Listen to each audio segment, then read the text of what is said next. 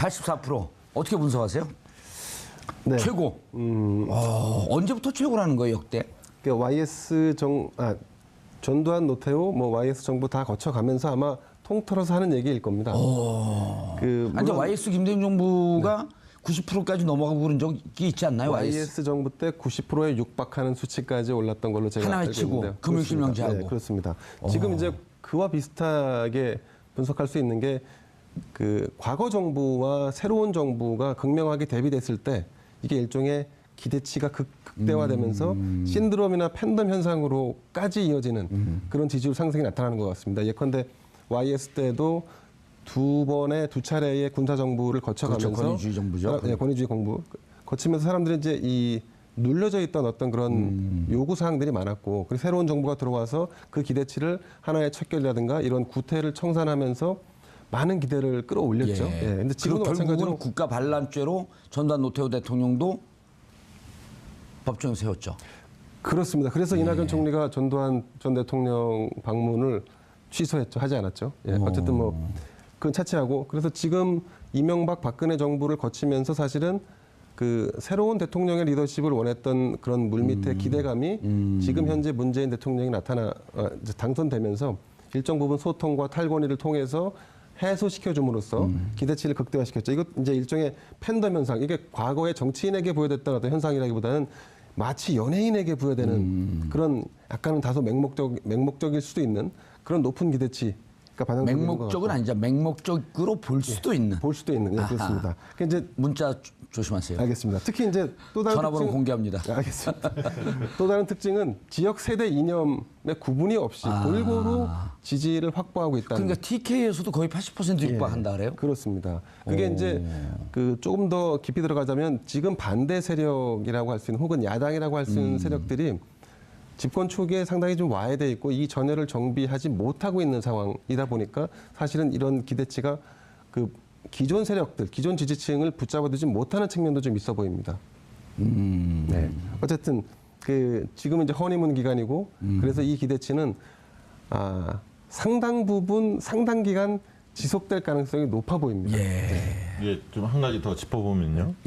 YS 때 갤럽에도 조사한 보면 6월 달에 취임 이후 93년 6월 경에 이제 금융실명제하고 하나회 이때 이제 하나회가 컸죠. 83%까지 나왔다고 그래요. 근데 이번에 이제 갤럽 조사에서 84%까지 나왔기 때문에 역대 최고의 같은 회사의 조사. 네, 갤럽 조사에 의하면 추이 조사를 했는데 최근에 이제 많이 SNS를 보면 회자되는 이야기가 뭐냐면 공교롭게도 대통령 취임 다음 날부터 미세먼지가 별로 없어졌습니다. 날씨가 쾌청합니다. 그렇더라고요. 대통령 잘 뽑아놨더니 날씨까지 받쳐준다 이런 얘기가 나오고 뭔 일이 좀 잘 안 풀리면 야당 탓이다 이런 우스갯소리도 나올 정도로 상당히 대통령에 대한 호감도가 높아져 있는데요. 역현상에 그전에 뭐가 잘 안 되면 대통령 욕을 했잖아요. 예. 그럴 정도로 상당히 좀 대통령에 대한 지지가 높은데 제가 이 말씀 좀 드리고 싶습니다. 대통령 지지가 왜 높을까? 여러 가지 각도로 다 해석들을 하고 있는데요. 일단 제가 볼 때는 선거 과정에서 준비된 대통령 이야기를 했거든요. 본인은 준비된 후보다 이 얘기를 많이 했는데 이 부분이 좀 국민들 마음에 그렇게 들어찬 것 같아요. 뭐냐면 일의 우선순위를 좀 안다.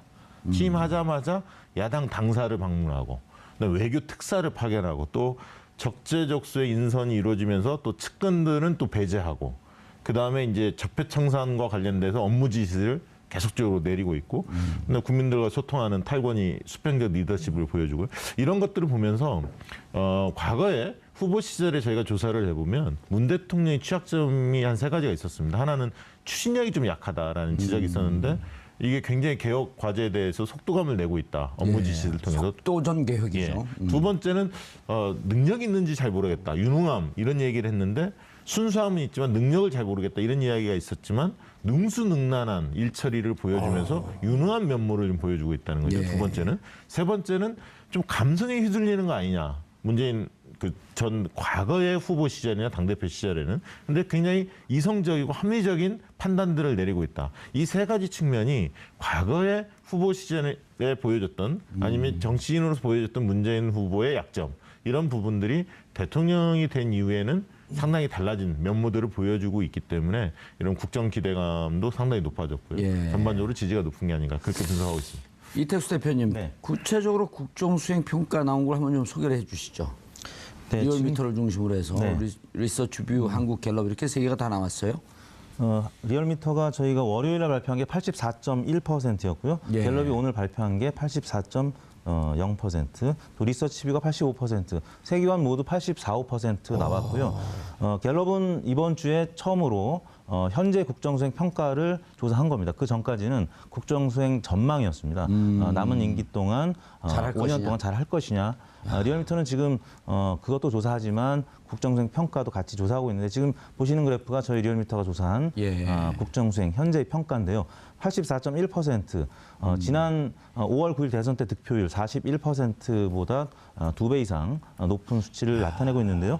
당시에 다른 후보들을 찍었던 분들조차 지금 문재인 대통령이 잘 하고 있다라고 평가를 하고 있는 건데 뭐 가령 오늘 갤럽 조사 발표한 걸 보면 대구 경북에서도 73%가 잘하고 있다고 평가를 했고 60대 이상에서도 65%가 잘하고 있다라고 응답을 했습니다. 심지어는 자유한국당 지지층에서도 44%가 잘하고 있다. 자유한국당을 지지한다고 밝힌 사람들 네. 다시 이제 재조사 들어갔더니 네.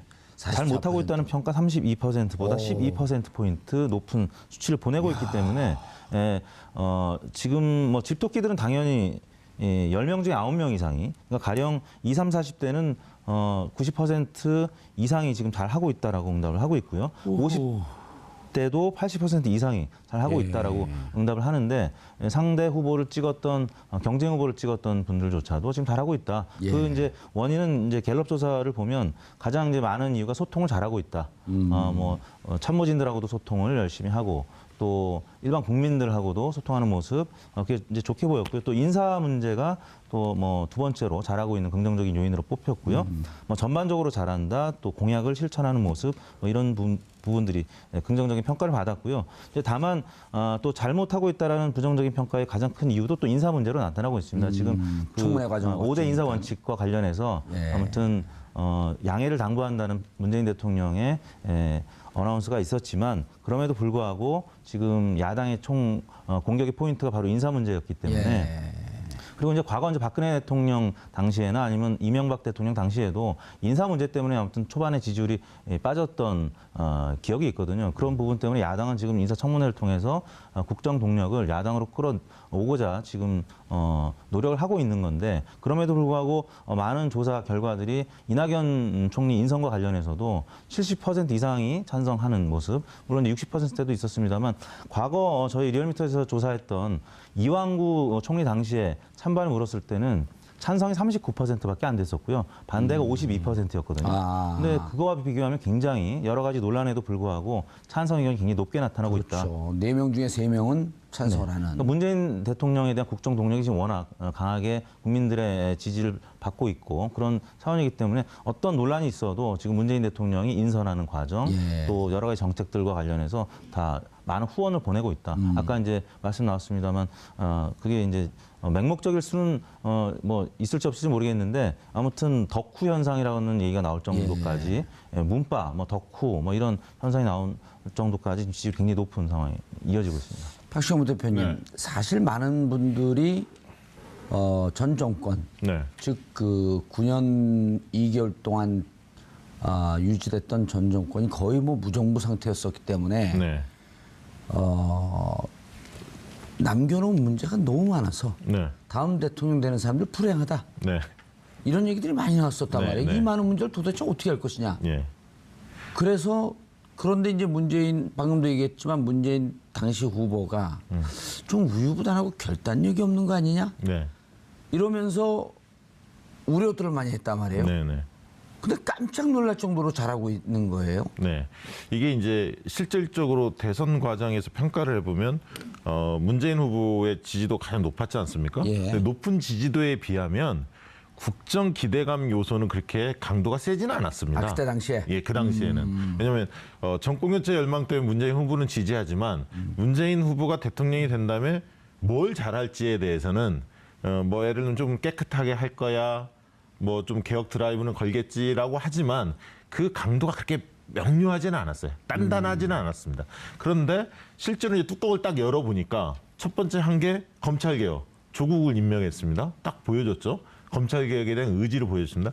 그다음에 이제 서훈을 임명하면서 국정원개혁 개혁, 예. 확실히 하겠다라는 걸 좀 표출했고요. 그다음에 재벌개혁에 대한 재벌에 대한 저격수라고 이야기하는 김상조 공정거래위원장 임명했죠. 그래서 검찰개혁, 재벌개혁, 국정원개혁에 대한 의지를 보여줬고 장하성. 그다음에 이제 장하성도 있죠.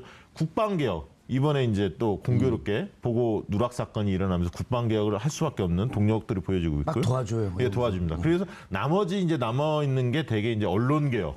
그다음에 이제 관료들 공직개혁을 좀 해야 한다. 그다음에 행정개혁이라는 분권의 요소. 그다음에 이제 마지막으로 정치개혁 이슈가 있죠. 개헌과 선거구제 개편 이런 등등이 있는데 어쨌든 개혁 드라이브를 걸 수 있는 환경이 좀 만들어지는 측면도 있죠. 국민적 동력이 높았으니까요. 그리고 적재적소의 인물들을 잘 배치하고 있다. 그런 개혁 과제에 대해서 그렇게 보고 있고요.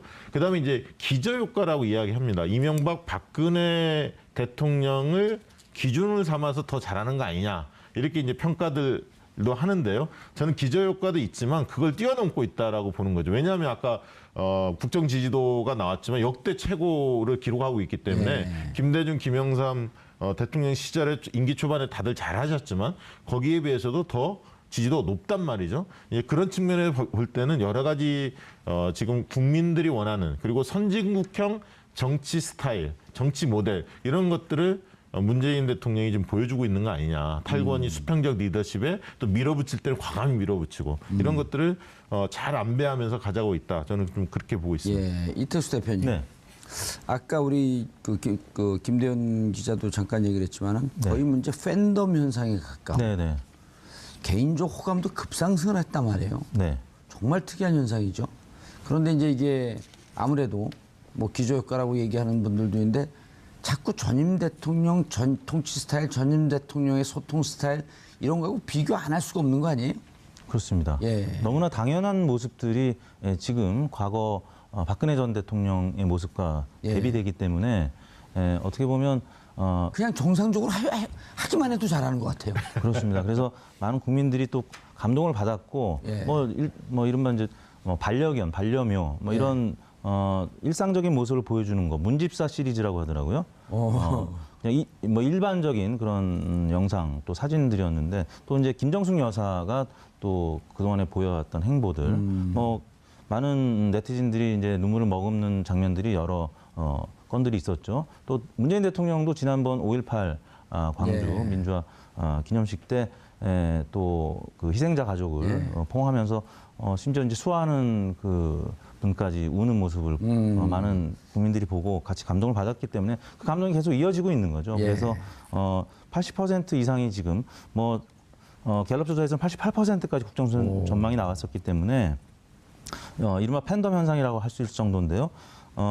뭐 이런 얘기들도 있더라고요. 입덕, 뭐 덕후의 입문한 거를 입덕이라고 하고 예, 입덕. 또 갑자기 또 덕후가 된 경우를 덕통사고, 뭐 교통사고에 이제 견줘가지고 덕통사고. 그래서 문재인 대통령한테 갑자기 이제 팬이 된 분들이 예. 지금 많아졌다는 얘기입니다. 가령 유승민 후보를 찍었거나 아니면 또 그 심상정 후보를 찍었던 국민들도 이제 문재인 대통령의 팬이 되어 있는 그래서 어떤 걸 하건 간에 다 이제 문재인 대통령한테 예. 응원을 해주고 심지어 뭐 지난번 20세 이하 축구 경기에서도 예. 처음에 2연승 할 때만 해도 이게 다 문재인 대통령 덕분 아니겠느냐라는 얘기까지 나올 정도로 다 이제 대통령 덕분이다라는 얘기가 이번에 8강 나오는데 탈락한 거는 야당이 발목 잡게서 그렇다. 그렇습니다. 뭐 여러 청문회 과정에서 예. 힘든 모습을 보였기 때문에 네티즌들은 또 그런 우스갯소리도 잠깐 하는데요. 다들 잘 아시겠지만 덕후라고 하는 표현이 사실은 신조어인데 네. 좀 한번 설명을 해주시죠 우리 시청자분들께. 이건 박 부대표님이 더 전문가실 것 같습니다. 뭐 한 가지 이게 그 꽂혔을 때 예. 집중했을 때 뭐 그거 아닌가요? 원래 일본 말에서 오타쿠. 예, 오타쿠. 예. 네. 오다쿠는 좀 부정적인 의미로 하나에 네. 집중하는 분데 이거 사람들을 뜻하는데 그것은 이제 좀 긍정적인 의미로 매니아 그리고 열성적으로 하나의 일을 하는 사람들을 덕후라고 하는 표현으로 네. 바꿔서 얘기하는 거 아니에요? 네. 근데 이제 지금은 덕후라고 하는 것은 누구에 집중하냐? 문재인 대통령에게 집중하는 사람들을 덕후, 네, 네. 그 문덕후 예? 입덕은 들어갈 입자에서 네네. 이제 덕후에 진입했다. 덕통사고 좋네요. 예. 이제 다만 쭉 네. 들어보니까 예. 우리 정 의원님 굉장히 박식하신 것 같습니다. 그래요? 네. 오타쿠에 대한 정의를 아주 정확하게 하시고 덕후와도 또 구분을 지어서 그걸 평가할 정도 되니까 더 대단하신데. 아, 예, 그건 아니고요. 예. 자, 그런데 이제 김 기자님, 네. 처음에 이제 사실 이제 뭐 우리도 이제 지금 현 정부나 이런 분들로부터 이제 정보도 듣고 그러는데 처음 대통령 되기 이제 공공행진을 하면서 지지율 스테디하게 쭉 가고 대통령 당선이 거의 확실시되는 그 임박한 무렵에 그 내부에서 이제 이런 얘기가 흘러나왔단 말이에요. 처음 100일을 성공적으로 지나지 않으면 참으로 어려운 그 5년이 될 것이다. 그래서 이제 100일을 목표로 해서 무척 잘 준비가 되는데 100일을 버티면 결국은 중반까지 쭉 간다. 이런 평가를 자체적으로 좀 하고 준비를 하고 그랬었거든요.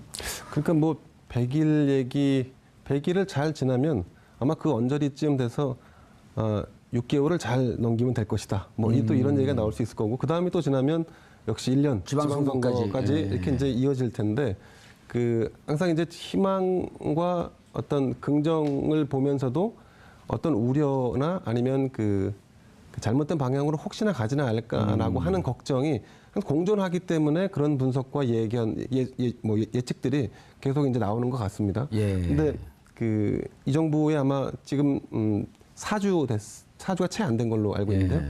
이 정부 지금 한 달을 잘 4주 된 김에 대통령 4주를 한번 나중에 봐주시죠. 아, 예. 그런데 뭐 이건 여담입니다만 예. 그 선거를 치르기 전에 예. 문 대통령의 사주를 봤던 그 일부 이 뭐랄까 그 역설가들은 예. 긍정적이진 않았다는 얘기가 더 많았습니다. 오, 그래요? 예. 그래서 그분들 아마 요즘 장사하기 힘드실 겁니다. 예. 원래 그게 잘 예측이 실패합니다. 그분들은. 그렇습니까? 네. 그 이제 100일을 만약에 중요시하게 우리가 여긴다고 한다면 100일 정도 뒤에 아마 이 지지율에 대한 전체적인 조정 현상이라든가 조정기를 맞게 될 것 같습니다. 저는 이 얘기 하나 드리고 싶은데요. 그 지점과 관련해서 어쨌든 문 대통령이 지금 순항하고 있기 때문에 국정 경험이라는 게 굉장히 중요한 요소구나라고 국민들이 좀 느끼는 것 같아요. 그러니까 차기 대통령의 자격 요건 중에 하나가 국정 경험을 해봤느냐 안 해봤느냐 이것도 판단 기준이 굉장히 크게 미칠 가능성이 있다. 만약에 문재인 대통령이 끝까지 성공한 대통령 지지율이 높다면 그 요소가 굉장히 중요한 포인트고요. 두 번째는 왜 그럼 이렇게 좀 잘 준비했느냐. 그러니까 본인이 국정 경험이 있는 것도 한 측면이 있고 또 다른 측면을 본다면 1, 2위 간의 격차가 굉장히 크지 않았습니까? 예. 이게 지금 지지율 차이가 꽤 오랫동안 지속이 됐거든요. 그러다 보니까 참모그룹이나 이런 데에서 이미 될 것을 전제로 하고 100일 로드맵을 충실하게 준비할 수 있는 상황이 좀 됐다. 시간적 여유가 있었다. 그 지점도 좀 살펴볼 필요가 있습니다. 그런데 이게 그런 변수가 없느냐 앞으로 저는 이제 6월 달과 7월 달이 굉장히 중요하다고 봅니다. 이번 달과 다음 달이. 예. 왜냐하면 이번 달에 임시국회를 합니다. 임시국회를 하는데 지금 줄줄이 청문회가 내정이 돼 있죠. 예정이 돼 있습니다. 각각 장관들 다 청문회 받아야 하고요. 두 번째는 추경을 통과를 시켜야 합니다. 국회에서 일자리 지금 약속을 하셨는데 추경을 통과하려면 야당을 설득을 해야 하는데 지금 야당에서는 공공부문 일자리에 관련된 추경에 대해서는 반대 입장을 지금 표명하고 있거든요. 그렇죠. 정치력을 얼마나 발휘할 수 있느냐 이 문제 굉장히 중요하고요.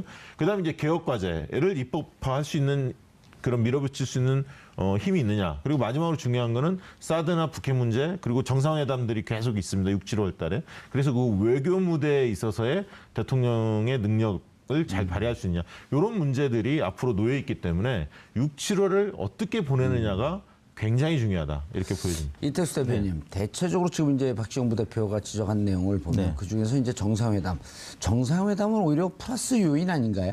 그렇습니다. 늘 그래 왔었죠. 예. 박근혜 전 대통령이나 뭐 이명박 전 대통령이나 G20 정상회담이라든지 예. 아니면 주요국 강대국 정상들과 회담을 하면 항상 지지율은 올랐었습니다. 예. 그리고 이제 워낙 고공행진하는 지금 상황이라서 이제 유시민 작가 같은 경우는 이럴수록 더 조심해야 된다 이런 얘기를 한 적이 있는데요. 내부에 이제 권력 투쟁이라든지 아니면 긴장감이 느슨해지면서 또 불행의 씨앗이 뿌려질 수 있다 이런 얘기를 했는데 실제 뭐 5년 전, 10년 너무 전을 상투적인 돌이켜보면 얘기 아니에요? 네? 너무 상투적인 얘기 아니에요? 아니, MB 우리가 때를 시쳇말로 잘 돌이켜보면 나갈 때 몸 조심해라. 맞습니다.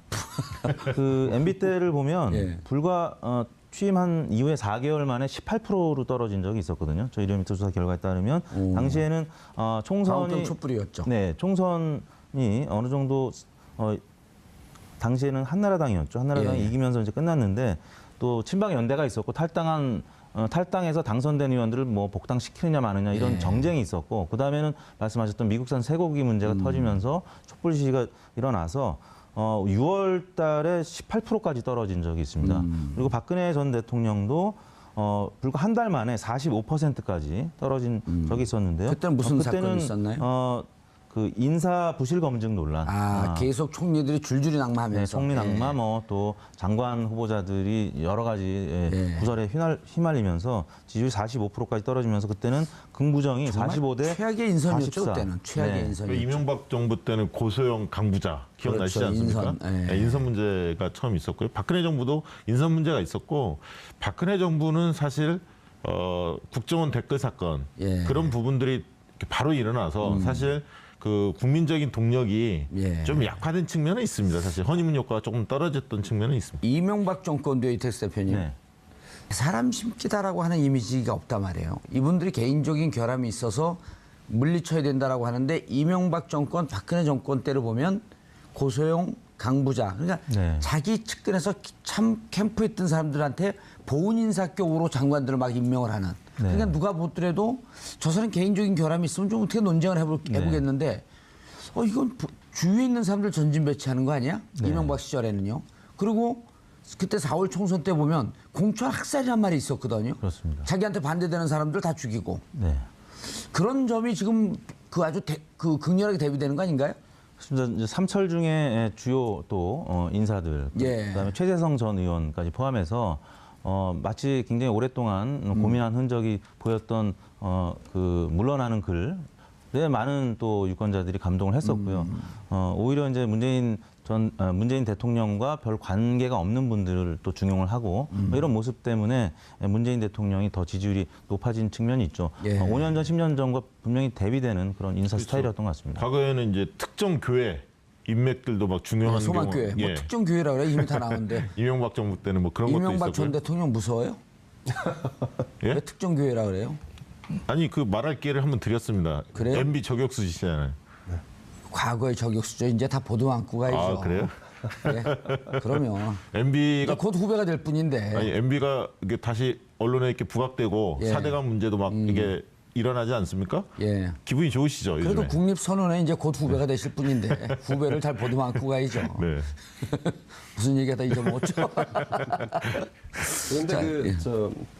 대통령이 이른바 자기 측근을 예. 갖다 앉히는 것 같진 않다. 기존의 정부와는 좀 달라 보인다. 예. 뭐 그 말씀 공감할 수 있는 대목 충분히 있다고 보는데, 근데 이제 현재 정부와 진영이 다른 쪽에서 바라볼 때는 예. 어쨌든 같은 진영의 인사를 갖다 앉힌다라고 그렇죠. 하는 느낌은 아마 크게 다르지 않을 것 같습니다. 예. 지금 이제 이런 것, 이거는 이제 아마 지극히 문재인 대통령의 개인 스타일을 아마 반영하지 않았나 싶은데요. 문 대통령이 사실은 그 패권 논란이 있었지만 실제로는 패권을 굉장히 거부하거나 이런 그 굉장히 이런 스타일이었기 때문에, 그리고 이제 상대를 굉장히 존중하고 예. 모든 사람들을 다 동등한 집이나 위치에서 대하는 이런 스타일이었단 말이죠. 예. 그러니까 내가 함께 논의할 수 있는 우리 진영의 어떤 인사라고 한다면 거기서 더 우열을 가려서 측근이니 아니라고 하는 잣대를 갖지 않으시는 스타일인 것 같습니다. 네. 그러니까 그런데 그 이제- 지점에서는 하나만 더 얘기를 예. 하면 과거 이명박 정부와 박근혜 정부는 예를 들어 이명박 정부는 친이계만 썼다는 거죠. 박근혜 정부는 친박계 인사들만 그러니까 썼다는 제가 거예요. 그 얘기를 한 거예요. 아까. 예. 아. 근데 문재인 정부에서는 그렇지 않다는 거죠. 그러니까 비문, 흔히 얘기하는 비문 인사들을 상당히 중요하고 있고요. 예. 청와대도 과거에 친문 캠프에 있었던 사람만 중요하는 게 아니라 원래 이제 코드 인사를 청와대는 자기 사람들을 많이 쓰게 마련인데 이것도 뭐 안희정, 이재명 또 관계없는 뭐 시민사회 인사들을 폭넓게 쓰고 있단 말이죠. 예, 그런 지점 때문에 국민들이 볼 때는 물론 아까 이제 야당 자유한국당이나 바른정당이 볼 때는 그쪽 사람은 쓰지는 않지만 이렇게 봤을 때는 특정 계파 사람만 중요한 것 같지 않고 폭넓게 쓴다 이런 예. 게 과거 정부와 좀 다른 점으로 보이는 것 같습니다. 이택수 대표님, 지금 야당들이 조심하고 두려워해야 될 게 네. 야당 의원들을 지금 총리나 부총리나 장관에 줄줄이 임명을 하면서 인사청문회에서 낙마하면 네. 여러 가지 결함이 나오면 네. 네. 제가 만약 그 자리에서 임명권자면 저는 다 임명하겠어요. 그럼 줄줄이 날아가거든요. 네. 그 정당 어떻게 버팁니까? 그래 지금 야당은 고마워야 되는 거 아니에요? 임명 안 해주는 게? 그렇죠. 만약에 그런 묘수를 쓴다면 지금 누가 살아날까요? 당연히. 5가지 기준을 강력하게 세워놓고 거의 없겠죠. 네.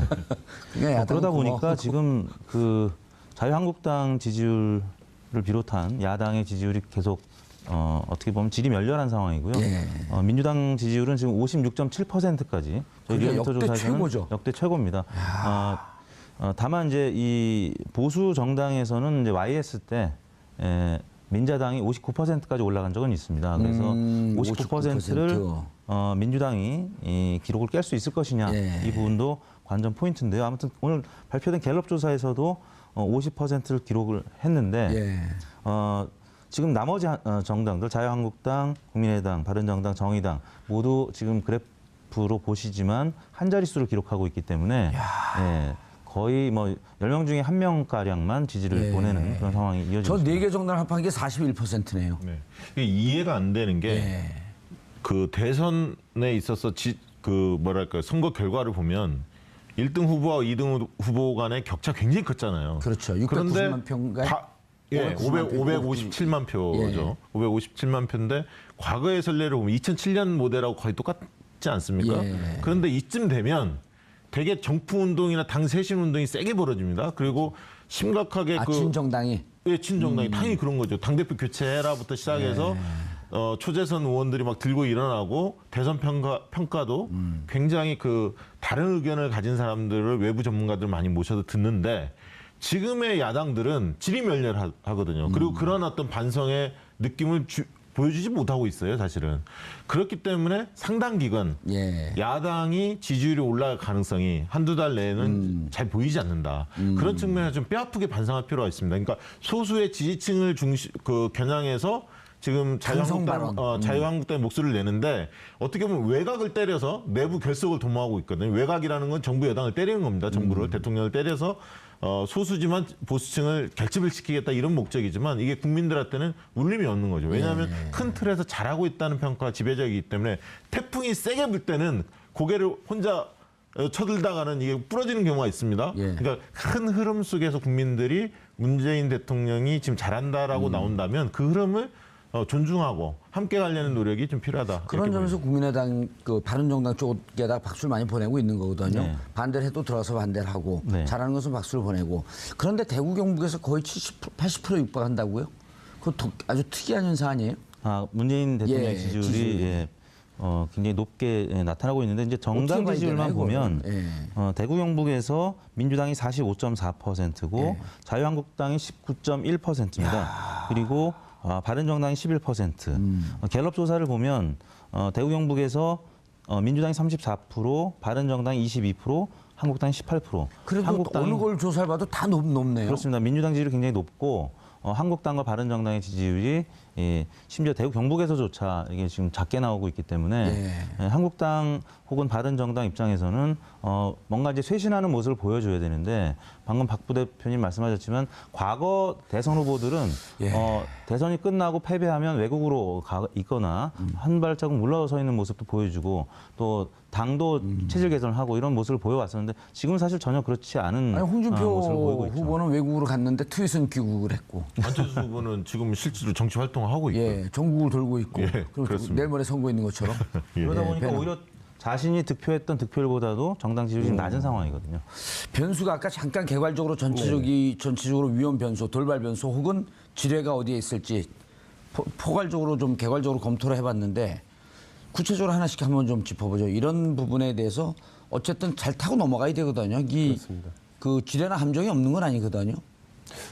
저는 가장 중요한 대목은 협치의 이 밸런스를 아름답게 유지해가는 게 가장 중요할 것 같습니다. 지금 현재 지금 아름답지가 않은가요? 지금 현재는 이제 잘 가고 있는 방향이죠. 예. 근데 잘 가고 있기 때문에 예컨대 이낙연 국무총리 인준만 놓고 본다면 자유한국당이 소외되는 느낌이고 나머지 정당이 같이 국정을 운영하는 이런 모델로 해서 지금 끌어오는 거죠. 근데 아마 지금 현재 집권 여당은 이런 모델을 가장 이상적으로 여기고 있을 겁니다. 다만 이것이 어느 순간 예컨대 국정에서 실수가 나오든지 아니면 집권 여당이 다소 오만한 모습을 보일 때 그럼 이 협치가 깨지기 시작하는데 깨지면 어느 순간 갑자기 여소야대의 냉엄한 현실 속에 빠져들 수가 있습니다. 그게 국정의 발목을 잡거나 지지율 하락 혹은 국정 수행 평가의 하락으로 이어질 가능성이 매우 높죠. 협치가 균열될 때. 그렇습니다. 네. 그런 측면에서 보면 인사청문회가 굉장히 중요합니다. 그러니까 국민적인 지탄을 받고 저 사람은 임명하면 안 된다라고 만약에 여론이 모아지는데 대통령이 강행했을 경우에는 역풍이 불 수도 있는 거죠. 예. 그럴 경우에는 빼낼 수 있는 카드가 야당을 다 장관으로 지명하는 거예요? 대개는 국민 여론이 안 좋거나 아니면 여당 내에서도 저 사람은 안 된다 이런 경우에는 임명을 강행했을 때 역풍이 부는 경우가 분명히 있습니다. 이택수 대표님, 네. 사드 문제와 북핵 문제, 남북 관계 이게 이제 가장 큰 복병일 것이다. 네. 라고 했는데 사드 문제 같은 경우도 국방부 보고 누락이라고 하는 네. 고위 누락이라고 하는 또 그 반대하거나 비판하는 분들도 꽤 있지만 네. 신속하게 대응을 하고 해나가고 있거든요. 국기문란이다. 네. 그 국방부 이런 거거든요. 그 군대 갔다 온 남자분들은 네. 실탄 사격하고 난 다음에 탄피 하나만 없어져도 대대가 발칵 뒤집히잖아요. 그렇죠. 근데 사드 포대를 어디 있는지 보고하지 않았다? 네. 그게 잘 이해가 안 된단 말이에요. 남성분들은 군대 갔다 오셨나요? 네. 뭐 단기병이 방위? 있습니다. 예, 실탄 사격 해보셨어요? 아, 그럼요. 안 갔다 오셨잖아요. 저는 ROTC 출신. 그래. 예비군 훈련을 꼭 가셨습니까? 예비군 훈련은 내가 하고 있었죠. 그래요? 쓸데없는 걸 물어보고 있어. 여론조사랑 얘기하고 있지. 그럼에도 불구하고 지금 한국당에서는 안보 아마추어라는 얘기를 하면서 사드 논란을 지금 총 공세를 하고 있는데 연재자는 거기가 제일 많을 텐데. 네. 그러다 보니까 지금 다음 주 월요일 날 저희가 이제 발표하겠습니다만 대통령이 지금 막 상승하는 곡선이 좀 꺾였습니다. 그러니까 지금 꺾였어요? 인사청문회도 있고 또 이 사드 논란 때문에 지금 보고 나오는 6월 첫째 주, 그러니까 5월 말에 조사한 것들이 나오는 그렇죠. 거죠? 이번 주에 지금 조사하고 있는 과정인데 이거는 이제 저희가 다음 주 월요일 날 공식 발표하겠습니다만 아무튼 주 중후반으로 가면서 약간 상승세 꺾인 상태거든요. 그러니까 이제 한국당에서 얘기하는 이 사드와 관련된 안보 아마추어 논란이 이 보수 유권자들한테는 어느 정도 영향을 미치고 있다라고 봐야 될 것 같습니다. 그래서 향후에 이 사드 문제가 잘못하면 문재인 대통령의 지지율을 좀 잠식할 수 있다. 잠식할 수 있는 그래서 한중 관계, 한미 관계에서 전략적으로 잘 행보를 보여야 될 요인인 것 같습니다. 지점이다. 그러니까 이게 군이 잘못했다 이 생각은 누구나 갖고 있지만 그렇다고 대통령이 이 문제를 크게 외화시켜서 문제 삼는 것이 과연 옳으냐. 바람직한가 이 부분에 대해서는 생각을 달리하는 분들도 물론 꽤 지지율은 있거든요. 높지만 그렇게 하는 것이 잘했다라고 하는 지지율은 높지만 또 반대하는 의견도 만만치 않다. 그러니까 지금부터는 예를 들면 국정 관리에 있어서 굉장히 치밀하게 분석을 해야 합니다. 사실은. 왜냐하면 아까 얘기했듯이 대통령이 굉장히 합리적이고 이성적이라는 이미지가 형성이 됐었는데 이 문제를 대처하는 스타일로 보면 약간 감성적인 게 좀 작동하는 게 아니냐. 충격적이라는 표현을 쓰고 그게 대변인 홍보수석을 통해서 외화됐거든요. 경로했다. 경로했다. 그래서 그런 부분들에 관련해서 지금부터가 굉장히 중요하다. 관리 국면에서. 돌발 질문이요. 네. 그래서 사실은 일각에서는 소통이라고 하지 않고 쇼통이라고 하는 쇼통? 그러니까 보여주는 전화번호 공개하고 당당하게 얘기하세요. 보여주기라는 식의 그러니까 포퓰리즘을 경계해야 할 필요가 있다는 거죠. 지금 정부가 인기가 높으니까 잠깐 그 착시 현상이나 아니면 약간 우쭐할 수 있어요. 근데 이제 국민이 무엇을 원하냐면 성과를 원한다고요. 그러니까 성과를 내지 못했을 때 오는 그 실망 매물이 굉장히 크게 작용할 수 있기 때문에 저라면 제가 만약에 전략가라면 이런 조언을 해드리고 싶습니다. 인위적인 지지율 조정까지도 고려해 볼 필요가 있다. 하나만 짧게 얘기하면 임기 6개월간에는 이 양반들 말은 참 많네. 성과가 나올 수가 없기 때문에 예. 국민들은 어떤 지점을 보냐면 방향성을 봅니다. 자세와 방향성을 보는데 국민을 대하는 자세, 국정을 임하는 자세와 대통령의 그다음에 방향성, 어떻게 가려고 하는지 그 방향성에 대한 공감대를 계속적으로 확보하는 노력이 굉장히 중요합니다. 알겠습니다. 돌발 질문을 하려고 했더니 말들이 많아갖고. 청와대 여론조사팀은 믿을만한가요? 지금 참여정부 때는 청와대 여론조사 비서관실이 간단하게 예 아니요만 하세요. 별도 존재했는데 지금 그게 없어졌습니다. 예, 왜 그 회사 대표 이근영 거기 들어가고 여론조사 해야죠.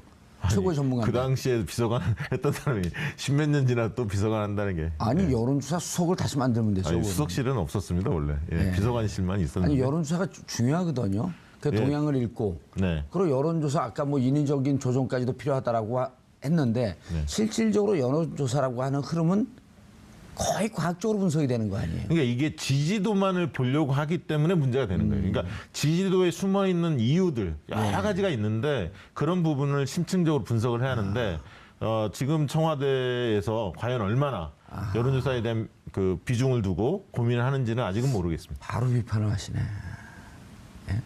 그리고 이제 이런 거 아닌가요? 이 양반들 말 많으니까 계속 하네. 아니 이게 우리가 좀 구분해 볼 게 예.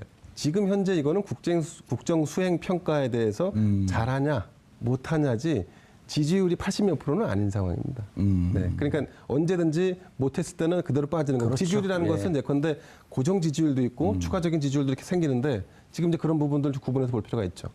알겠습니다. 뭐 이렇게 부정적으로 얘기하려고 하는 게 아니라 잘하는데 이런 정도 점을 좀 경계하면서 가야 되겠다. 네네. 예. 저는 더 잘하길 원하고 있습니다. 알겠습니다. 그 조선일보의 공식적인 입장인가요?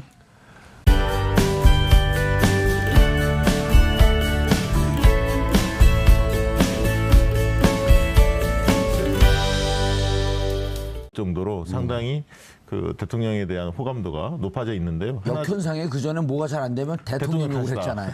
예. 오. 그럴 정도로 상당히 좀 그 대통령에 대한 지지가 높은데 제가 이 말씀 좀 드리고 싶습니다. 대통령 지지가 왜 높을까? 여러 가지 각도로 다 해석들을 하고 있는데요. 일단 제가 볼 때는 선거 과정에서 준비된 대통령 이야기를 했거든요. 본인은 준비된 후보다 이 얘기를 많이 했는데 이 부분이 좀 국민들 마음에 그렇게 들어찬 것 같아요. 뭐냐면 일의 우선순위를 좀 안다. 취임하자마자 야당 당사를 방문하고 외교 특사를 파견하고 또 적재적소의 인선이 이루어지면서 또 측근들은 또 배제하고 그다음에 이제 적폐청산과 관련돼서 업무 지시를 계속적으로 내리고 있고 국민들과 소통하는 탈권위 수평적 리더십을 보여주고 이런 것들을 보면서 과거에 후보 시절에 저희가 조사를 해보면 문 대통령의 취약점이 한 3가지가 있었습니다. 하나는 추진력이 좀 약하다라는 지적이 있었는데 이게 굉장히 개혁 과제에 대해서 속도감을 내고 있다. 업무 예. 지시를 통해서. 속도전 개혁이죠. 예. 두 번째는 능력이 있는지 잘 모르겠다. 유능함 이런 얘기를 했는데 순수함은 있지만 능력을 잘 모르겠다. 이런 이야기가 있었지만 능수능란한 일처리를 보여주면서 유능한 면모를 좀 보여주고 있다는 거죠. 예. 두 번째는. 세 번째는 좀 감성에 휘둘리는 거 아니냐. 문재인 그 전 과거의 후보 시절이나 당대표 시절에는 근데 굉장히 이성적이고 합리적인 판단들을 내리고 있다. 이 3가지 측면이 과거의 후보 시절에 보여줬던 아니면 정치인으로서 보여줬던 문재인 후보의 약점 이런 84% 어떻게 분석하세요? 네. 최고. 언제부터 최고라는 거예요, 역대? 그러니까 전두환, 노태우, 뭐 YS 정부 다 거쳐가면서 아마 통틀어서 하는 얘기일 겁니다. 아니, YS 김대중 정부가 90%까지 넘어가고 그런 적이 있지 않나요? YS 정부 때 90%에 육박하는 수치까지 올랐던 걸로 제가 하나에 알고 치고 있는데요. 금융실명제하고. 네, 그렇습니다. 지금 이제 그와 비슷하게 분석할 수 있는 게 그 과거 정부와 새로운 정부가 극명하게 대비됐을 때 이게 일종의 기대치가 극대화되면서 신드롬이나 팬덤 현상으로까지 이어지는 그런 지지율 상승이 나타나는 것 같습니다. 예컨대 YS 때도 두 차례의 군사 정부를 거쳐가면서 그렇죠. 권위주의 정부죠. 네, 권위주의 공부 거치면서 사람들이 이제 이 눌려져 있던 어떤 그런 요구 사항들이 많았고 그리고 새로운 정부가 들어와서 그 기대치를 하나의 척결이라든가 이런 구태를 청산하면서 많은 기대를 끌어올렸죠. 예. 근데 지금도 그리고 결국은 마찬가지로 국가 반란죄로 전두환 노태우 대통령도 법정에 세웠죠. 그렇습니다. 그래서 이낙연 총리가 전두환 전 대통령 방문을 취소했죠. 하지 않았죠. 어쨌든 뭐 그건 차치하고 그래서 지금 이명박 박근혜 정부를 거치면서 사실은 그 새로운 대통령의 리더십을 원했던 그런 물밑의 기대감이 지금 현재 문재인 대통령이 이제 당선되면서 일정 부분 소통과 탈권위를 통해서 해소시켜 줌으로써 기대치를 극대화시켰죠. 이것 이제 일종의 팬덤 현상. 이게 과거에 정치인에게 부여됐던 어떤 현상이라기보다는 마치 연예인에게 부여되는 그런 토끼들은 당연히 10명 중에 9명 이상이, 그러니까 가령 20, 30, 40대는 90% 이상이 지금 잘 하고 있다라고 응답을 하고 있고요. 50대도 80% 이상이 잘 하고 있다라고 응답을 하는데, 상대 후보를 찍었던 경쟁 후보를 찍었던 분들조차도 지금 잘하고 있다. 그 이제 원인은 이제 갤럽 조사를 보면 가장 이제 많은 이유가 소통을 잘하고 있다. 참모진들하고도 소통을 열심히 하고, 또 일반 국민들하고도 소통하는 모습, 그게 이제 좋게 보였고요. 또 인사 문제가 또 뭐 두 번째로 잘하고 있는 긍정적인 요인으로 뽑혔고요. 뭐 전반적으로 잘한다, 또 공약을 실천하는 모습, 뭐 이런 부분들이 긍정적인 평가를 받았고요. 이제 다만 또 잘못하고 있다라는 부정적인 평가의 가장 큰 이유도 또 인사 문제로 나타나고 있습니다. 지금 그 청문회 과정 5대 인사 원칙과 관련해서 아무튼 양해를 당부한다는 문재인 대통령의 어나운스가 있었지만, 그럼에도 불구하고 지금 야당의 총 공격의 포인트가 바로 인사 문제였기 때문에 그리고 이제 과거 이제 박근혜 대통령 당시에나 아니면 이명박 대통령 당시에도 인사 문제 때문에 아무튼 초반에 지지율이 빠졌던 기억이 있거든요. 그런 부분 때문에 야당은 지금 인사청문회를 통해서 국정 동력을 야당으로 끌어오고자 지금 노력을 하고 있는 건데, 그럼에도 불구하고 많은 조사 결과들이 이낙연 총리 인선과 관련해서도 70% 이상이 찬성하는 모습, 물론 60%대도 있었습니다만, 과거 저희 리얼미터에서 조사했던 이완구 총리 당시에 찬반을 물었을 때는 찬성이 39%밖에 안 됐었고요. 반대가 50%. 약간은 다소 맹목적일 수도 있는 그런 높은 기대치가 반영되는 것 같아요. 맹목적은 아니죠. 맹목적으로 볼 수도 있는. 볼 수도 있는. 네, 그렇습니다. 그러니까 이제 문자 조심하세요. 알겠습니다. 특히 이제 또 다른 전화번호 공개합니다. 알겠습니다. 또 다른 특징은 지역 세대 이념의 구분이 없이 골고루 지지를 확보하고 있다는. 그러니까 TK에서도 거의 80% 육박한다 그래요? 그렇습니다. 그게 이제 그 조금 더 깊이 들어가자면 지금 반대 세력이라고 할 수 있는, 혹은 야당이라고 할 수 있는 세력들이 집권 초기에 상당히 좀 와해돼 있고 이 전열을 정비하지 못하고 있는 상황이다 보니까 사실은 이런 기대치가 그 기존 세력들, 기존 지지층을 붙잡아두지 못하는 측면도 좀 있어 보입니다. 네. 어쨌든 그 지금은 이제 허니문 기간이고 그래서 이 기대치는 상당 부분, 상당 기간 지속될 가능성이 높아 보입니다. 예, 좀 한 가지 더 짚어보면요. YS 때 갤럽에서 조사한 걸 보면 6월 달에 취임 이후 93년 6월 경에 이제 금융실명제하고 하나회 이때 이제 하나회가 컸죠. 83%까지 나왔다고 그래요. 근데 이번에 이제 갤럽 조사에서 84%까지 나왔기 때문에 역대 최고의 같은 회사의 조사. 네, 갤럽 조사에 의하면 추이 조사를 했는데, 최근에 이제 그 많이 그 SNS를 보면 회자되는 이야기가 뭐냐면, 공교롭게도 대통령 취임 다음 날부터 미세먼지가 별로 없어졌습니다. 날씨가 쾌청합니다. 그렇더라고요. 대통령 잘 뽑아놨더니 날씨까지 받쳐준다, 이런 얘기가 나오고, 뭔 일이 지금 잘 안 풀리면 야당 탓이다, 이런 우스갯소리도 나올 이런 부분들이 대통령이 된 이후에는 상당히 달라진 면모들을 보여주고 있기 때문에 이런 국정 기대감도 상당히 높아졌고요. 전반적으로 지지가 높은 게 아닌가, 그렇게 분석하고 있습니다. 이택수 대표님, 네. 구체적으로 국정수행 평가 나온 걸 한번 좀 소개를 해주시죠. 네, 리얼미터를 중심으로 해서 네. 리서치뷰, 한국갤럽 이렇게 세 개가 다 나왔어요. 리얼미터가 저희가 월요일에 발표한 게 84.1%였고요. 갤럽이 오늘 발표한 게 84.0%, 또 리서치뷰가 85%, 세 기관 모두 84, 5% 나왔고요. 갤럽은 이번 주에 처음으로 현재 국정수행 평가를 조사한 겁니다. 그 전까지는 국정수행 전망이었습니다. 남은 임기 동안 잘할 5년 것이냐? 동안 잘 할 것이냐. 리얼미터는 지금 그것도 조사하지만 국정수행 평가도 같이 조사하고 있는데, 지금 보시는 그래프가 저희 리얼미터가 조사한 국정수행 현재의 평가인데요. 84.1%, 지난 5월 9일 대선 때 득표율 41%보다 2배 이상 높은 수치를 나타내고 있는데요. 당시에 다른 후보들을 찍었던 분들조차 지금 문재인 대통령이 잘 하고 있다라고 평가를 하고 있는 건데 뭐 가령 오늘 갤럽 조사 발표한 걸 보면 대구 경북에서도 73%가 잘하고 있다고 평가를 했고 60대 이상에서도 65%가 잘하고 있다라고 응답을 했습니다. 심지어는 자유한국당 지지층에서도 44%가 잘하고 있다. 자유한국당을 지지하는다고 밝힌 사람들 네. 다시 이제 재조사 들어갔더니 네. 잘 못하고 있다는 평가 32%보다 12%포인트 높은 수치를 보내고 있기 때문에 지금 뭐